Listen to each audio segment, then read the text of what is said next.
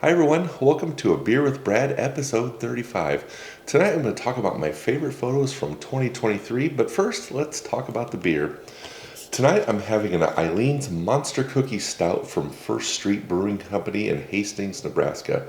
A while back I had First Street made a Whooping Crane White Ale, and so this is the second beer I've had with them. The Monster, well, I've had a bunch of the beers when I went out to the brewery in Hastings, but second one I've had on Beer with Brad. The Eileen's Monster Cookie Stout. Eileen's is a cookie company that originated in Hastings, and then around here, around Omaha, it seems like around the holidays especially, every office building in town gets a delivery of Eileen's cookies from another business, or different holiday parties have Eileen's cookies are everywhere this time of year. So and Eileen's Monster Cookie is one of their favorite ones. Not my favorite, but it's probably one of the most popular ones.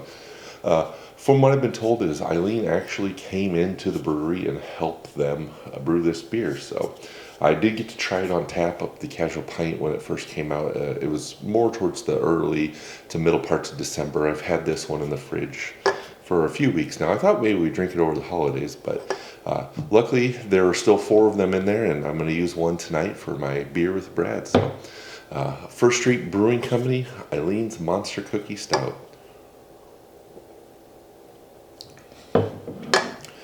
Well, I hope everyone had a great New Year, a great holiday season.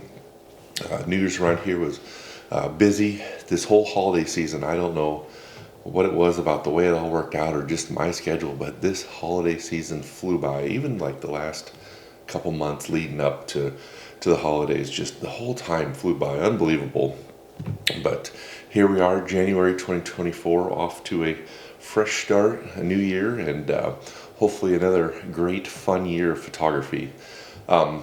Before we get started on this tonight, just quick note, I'm in a different spot.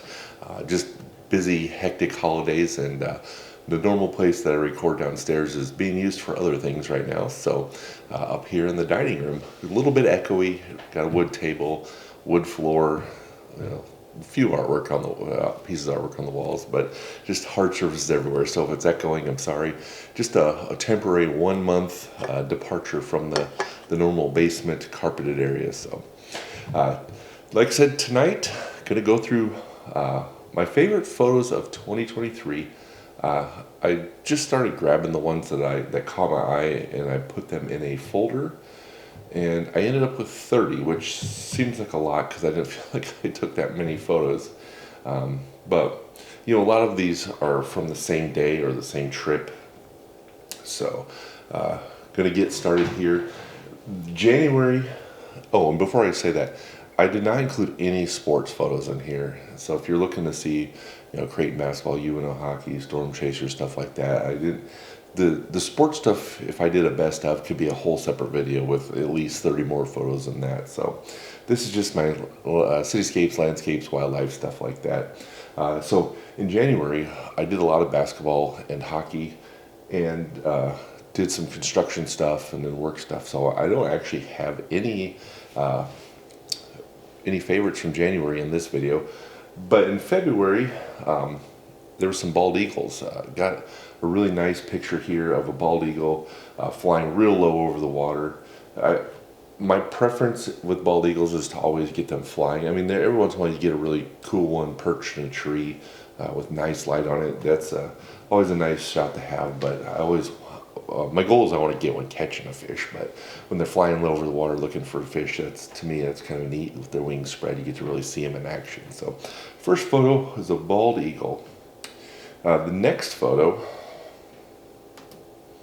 is a lesser yellowlegs. I photographed this bird at the Roe Sanctuary in the blind, waiting for the cranes to come in one evening, and it was just kind of right out in front of the blind, looking for insects or whatever they eat in the water, just in the real shallow water, wading around. Nice light on it, kind of a nice reflection down in the foreground, and just kind of a neat picture. Different bird we don't see around town a lot. I see them every year at the cranes, and I've photographed a couple here and there, but this is by far the best one I've got. The next photo is from that same trip. and it's kind of a complete contrast to the earlier photo. This one was on the last day of our trip. I think I've gone over this at least once, if not twice, in some other Beer with Brad episodes, but this was the morning of the great big snowstorm. We were in the blind the night before, driving back to town. We went from rain to snow and woke up in the morning, everything was coated. It was a winter wonderland. This photo was similar to one I had taken 12 years before it, and I screwed that photo up 12 years ago, so it was great to get this one. Just a really neat scene with the birds lifting off with everything coated. Next photo is from that same morning. Actually, there's going to be 4 from that morning, so it was a great morning. I love when all the trees are just caked in snow. It just makes such a cool scene. So next was after we left the blind, kind of on the gravel roads on the other side of the river from where the bird blinds are. Came across a bunch of turkeys, and there was this tom there just puffed up with just looking great in the snow there. So kind of a cool picture. I've tried to photograph turkeys here and there, but never really had good luck or had any like real good scenes or with the nice light. And this one I guess isn't really nice light, but just the snow kind of reflected and really lit the turkey up. So neat picture. A little further down the road yet that morning, these 2 cranes looks like they're yelling at each other in the snow. I think when I put this on social media, I said something like, "I thought you said only a dusting." So kind of neat picture in the snow. I've been going out to see the cranes every year since I think 2009 was the first year, and it's always in March. So we've had a lot of really cold weather, but we've not had in that many years a lot of really great snows to photograph the cranes in. So it was kind of a special spring for me. And then one more from that morning was this Western meadowlark, the Nebraska state bird. It's just a cool picture with a blown out white background. He's obviously sitting on some barbed wire. There's actually ice that was on the barbed wire. You can kind of see it down in his feet. His or her, I guess I don't know that, but just a cool picture. Got nice and close. This is a total right place at the right time. Obviously I was looking for cranes, and this meadowlark landed on the fence right in front of me. So, opportunities there. I'm going to take the picture. And I guess I counted wrong. There's yet another one from that same morning. And the crazy thing is these pictures are all pretty different, right? I mean, just you got a wide open river scene to a small little bird on the fence to here's an abandoned farm. But again, the trees behind it just make this photo super cool. Everything's coated. The houses, you can kind of see the falling apart. Windows are missing, but the trees are what really I think caught my eye on this one, made it cool. And I'm gonna back up a minute here.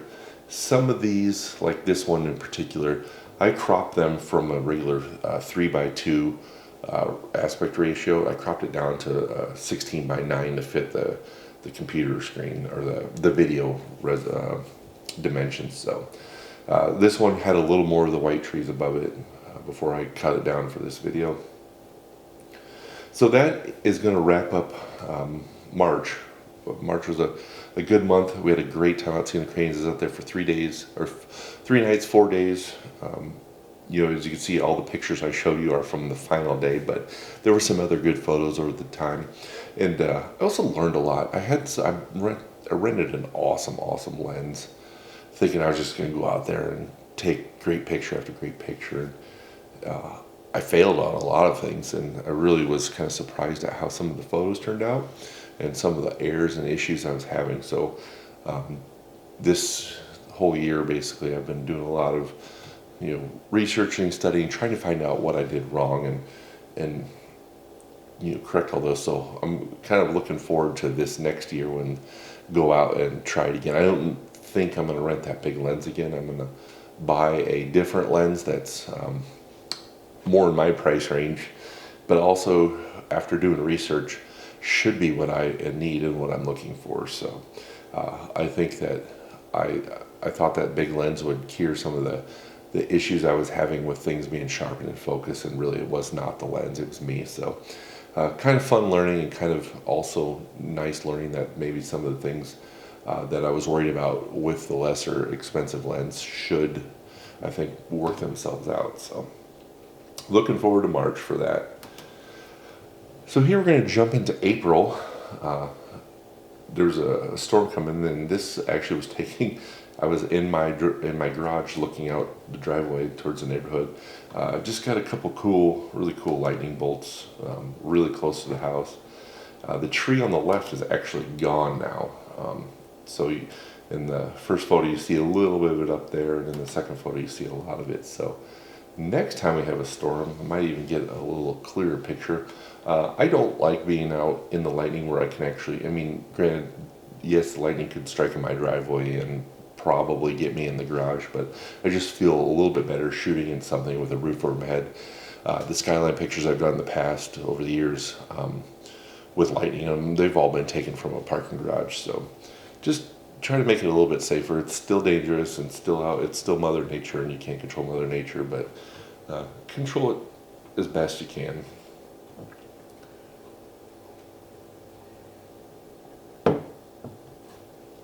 So there is no pictures in here from May. I did a ton of work pictures in May, different construction sites and projects for work, but I did not do any of my own pictures in May. So, and jump ahead to June.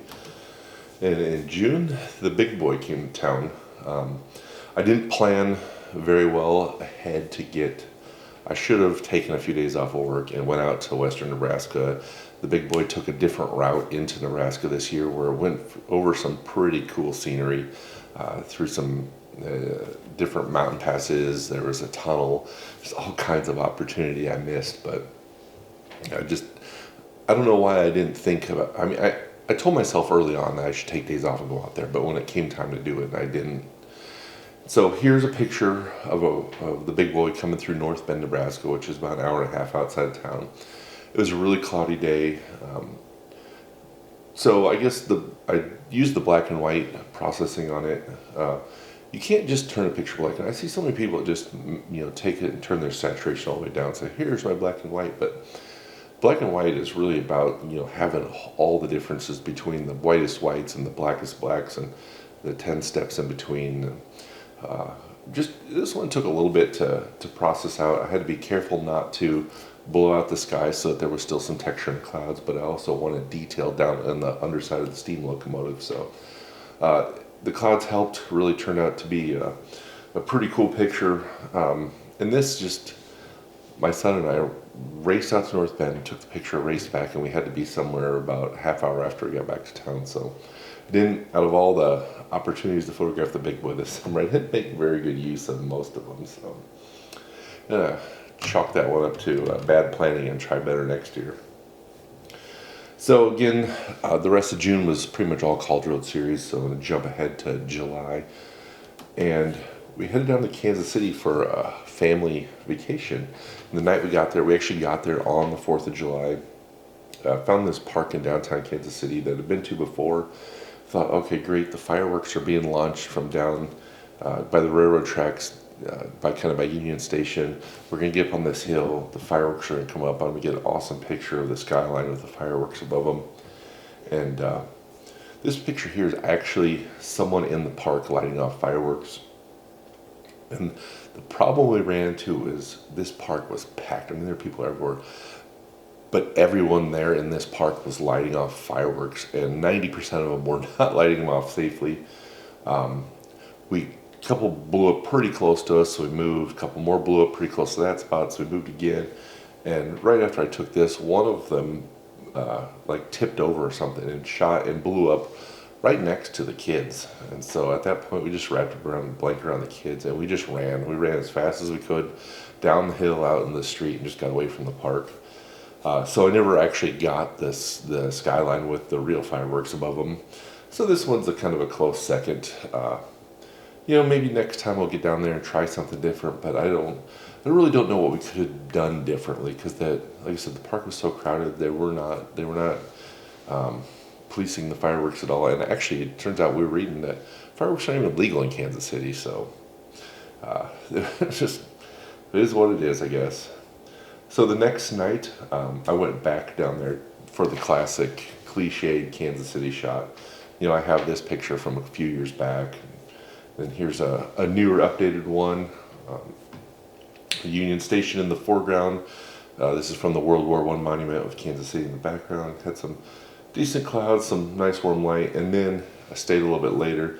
They have the Western Union sign fixed on the right side of the image here, so station was all lit up nice. The Western Union side was on. We had some nice, cool, a little bit of pinks and purples, but mostly blue sky. So just a nice scene in Kansas City. It's a great view up there. So staying in July, back to Omaha here.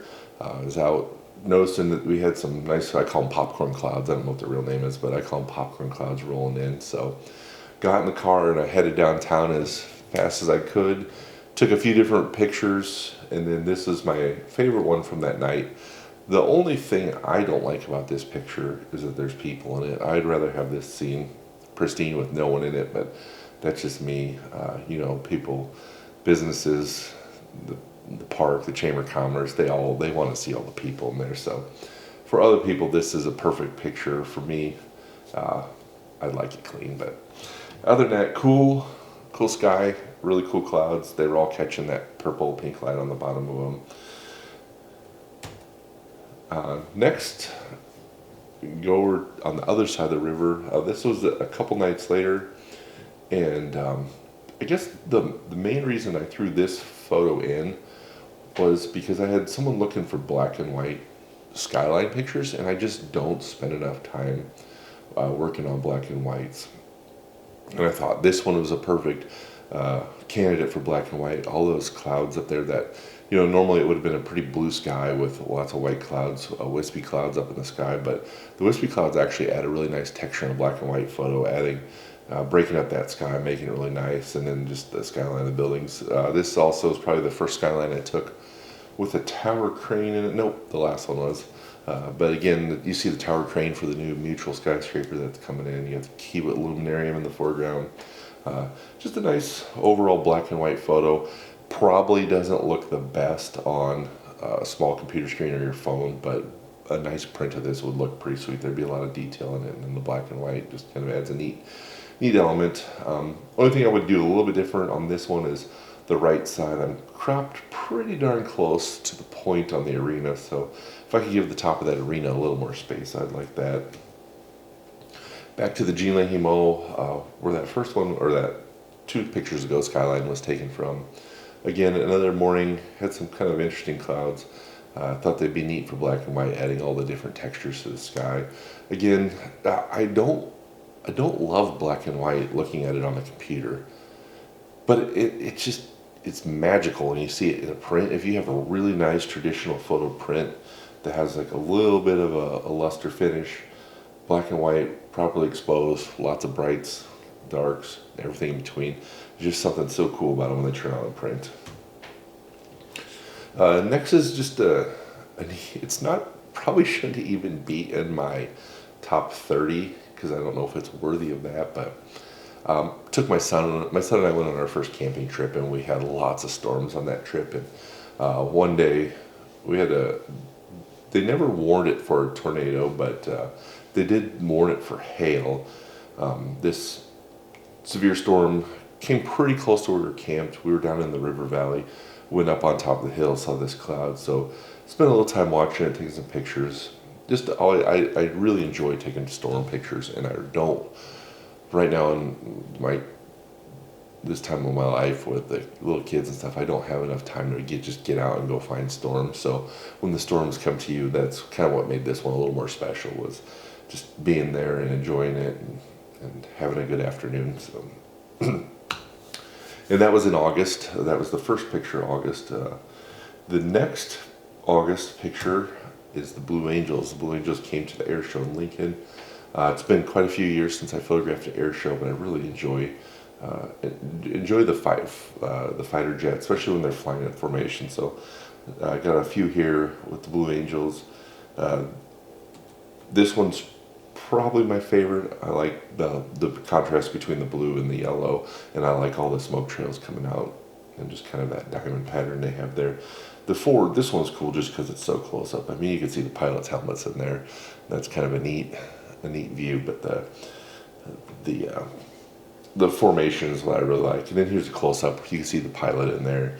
You can see, I forget what that is, some kind of condensation that comes off the wings when they're making certain maneuvers or they're at certain G loads, but cool picture. And then still here in August, did aerial photos in August, flew around downtown. This was right before, right around when the Gene Leahy Mall was getting ready to open, and then Mercantile Building right next to, or not the Gene Leahy Mall, the Heartland of America Park. I was getting ready to open. Fountain was back on for the first time in years. That Mercantile Building was wrapping up. It was just kind of cool to get a nice picture of downtown Omaha updated with everything in it. So fun to get up in the air and get that. And then here's another one, same thing. It's the new Heartland of America Park, the whole riverfront redevelopment. You got the playground right in the foreground. I really like the playground there. It adds a lot of cool patterns, colors. And right behind is the Union Pacific train, which is kind of a fun element. You know, as someone who enjoys trains, it was fun to get that in there. And then you have the whole city skyline behind there. And I kind of like the way the bridge here. I've taken several pictures over the last, 2007 was the first year I did aerial photos. Been up almost every year since. It seems like a lot of the years I will take some kind of picture with the Interstate 480 bridge kind of wrapping through there. Just kind of a line that like leads you in or wraps you around the city. Just a fun element to add to the picture. So really enjoyed this one. Out of the two, normally this classic shot of the park and the fountain is usually my favorite, but I kind of like this one a little bit better with the playground and the train and everything going on there. So next, we're going to jump ahead to September. This photo here might actually be the last day of August. Or no, wait. Yeah, sorry. You're looking at the last day of September, so. This was the first morning of the trip I took. I went to Colorado for a couple days, then up into Wyoming. This probably would have been one of my favorite photos of that trip, but if you follow me on social media, it'll show this photo is actually not in focus. The trees, what happened was I was exhausted, physically and mentally. I always just go 1,000 miles an hour getting ready for these trips, and then I get in the car and I drive, and what I need to do is actually take a day off ahead of the trip, get plenty of rest, plenty of sleep, don't run myself ragged lead up to the trip, and then take my time getting out there. But I want as much time as I can out in the mountains doing the photography. I figure I can sleep when I get back. But so I was tired. I moved the camera a few different times, and I had it focused, on the center point.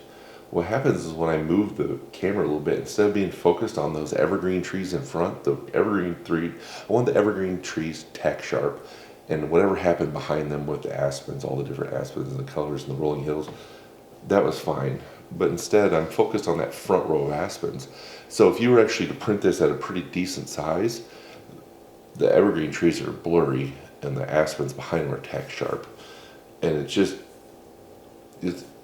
it's like a rookie mistake that kind of irritates me, but if you made a big print, something wouldn't look right. It's off. There was a mistake. So the aspen trees look cool. I mean, don't get me wrong, they're pretty neat, but the pine trees were the subject, and so when the subject's not in focus, it's not usually a good thing. But next is another stand of aspens right down the road, still in the same little area, and this stand of aspens was just bright yellow compared to everything out. It was also a little bit out from the front of the main hill of aspens, so it would probably catch a little more light, but just the bright yellow glow to them, just a really cool scene. Really like those. And then next is Grizzly not 399, that would have been sweet too. This is Grizzly Bear, everyone calls Blondie. She has a number 2, it's like 7 something or other. I could look it up. I think I even have it on my phone, but I should have wrote it down and I didn't. So Blondie and her 2 cubs. The cubs were the litter of the year, so they were born last winter or early this spring.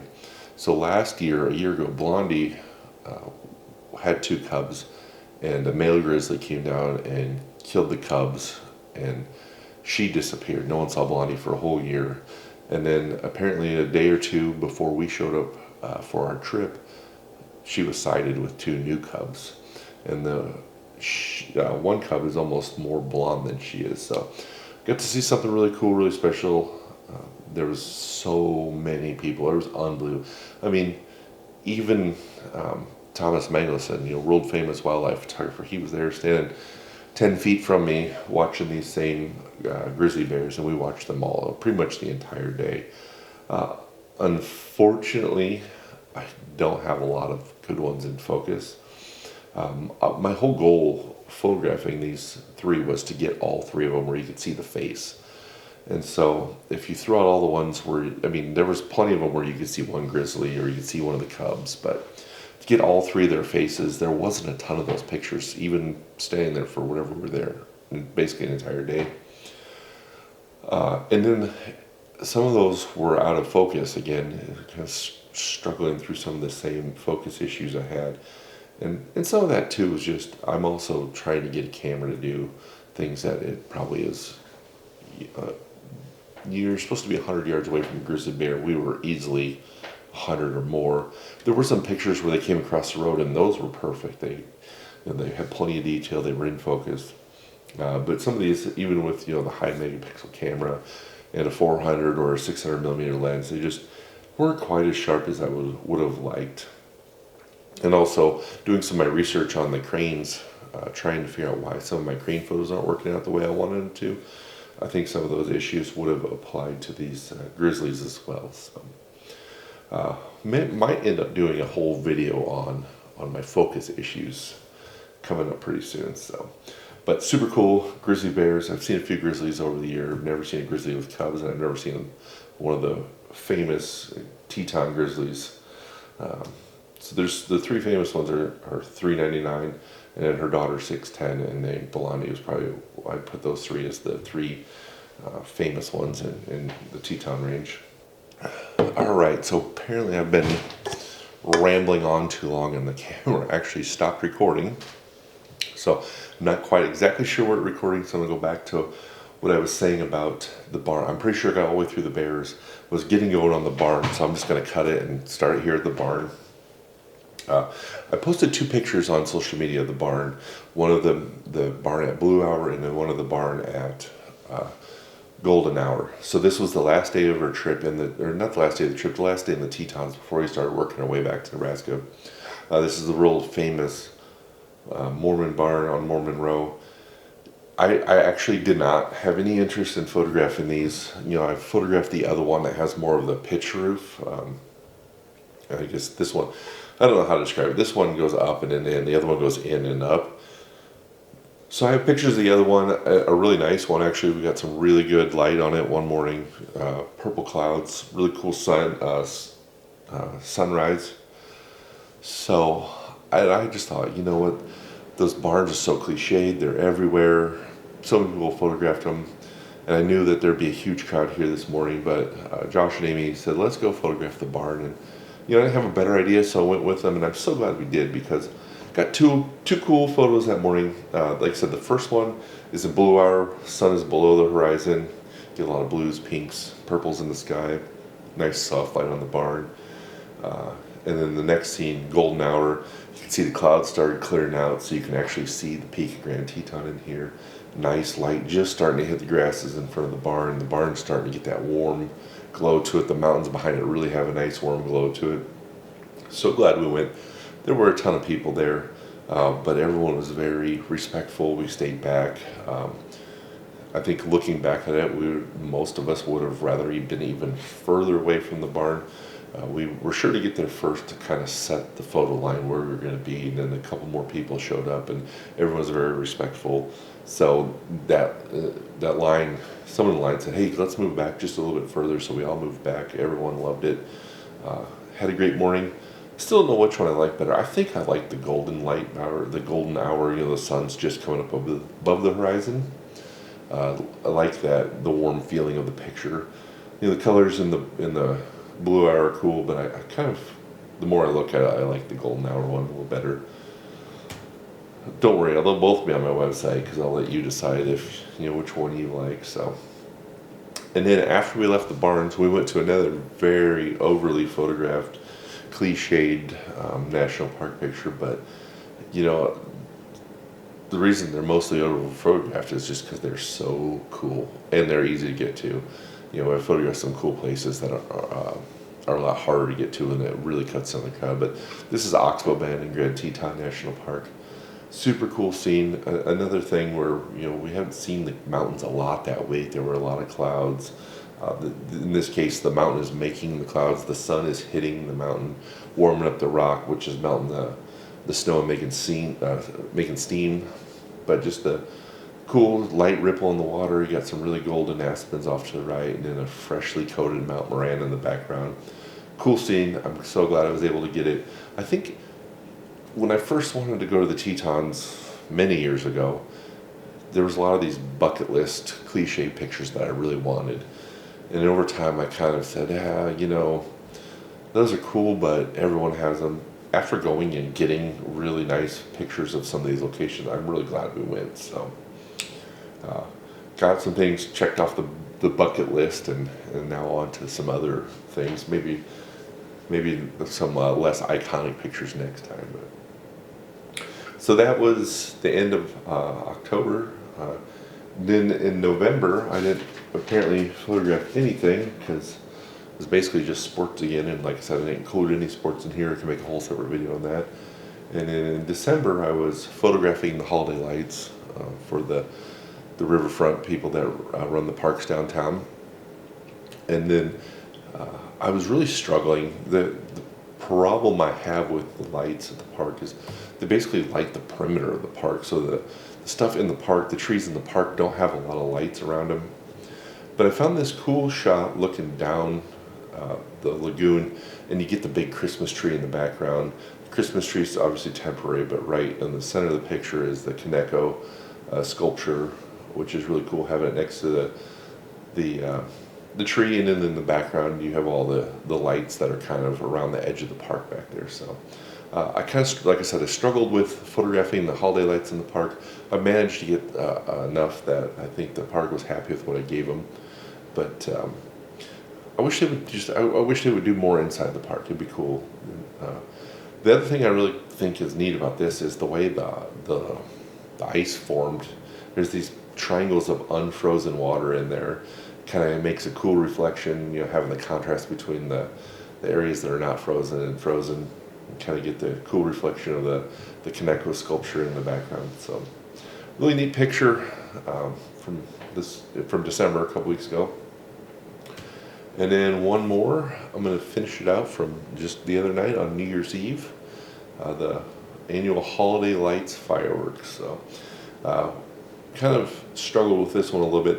So the New Year's Eve fireworks always used to be used to be launched from inside the park, right on the east end of the park, right in the railroad tracks. During the remodeling, they moved it north to the arena, Lot D.